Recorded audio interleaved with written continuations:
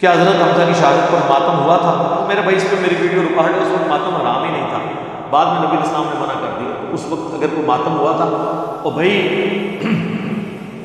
غزوہ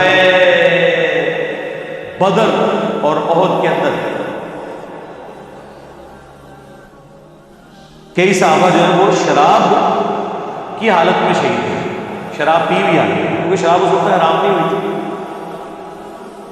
اور جنگوں کے اندر جب عرب کے لوگ جاتے تھے شراب پی کے جاتے تھے. جس طرح یہاں پہ بھی آپ کو یہ کام کرنے والے لوگ جو ہے نا، انہوں نے جب مشکل کام کرنا ہو پہلے سوٹا لگاتے ہیں، کہتے ہیں جی پھر ہمارا جہاز صحیح ہوتا ہے. لیکن اسلام ہے ان لوگوں کو جب شراب حرام ہوئی ہے تو پھر جو گھر میں بھی شراب تھی نا وہ مٹکے بھی انہوں نے توڑ دیے. صحیح بخاری میں آتا ہے. یہ بھی نہیں کہا کہ چلو یہ پڑی ہے یہ پی لیں یا اس کو بیچ لیں. جیسے ہمارے کے پی میں بعض لوگ کہتے ہیں ہیروئن پینا حرام ہے لیکن اس کی اسمگلنگ جو ہے وہ جائز ہے.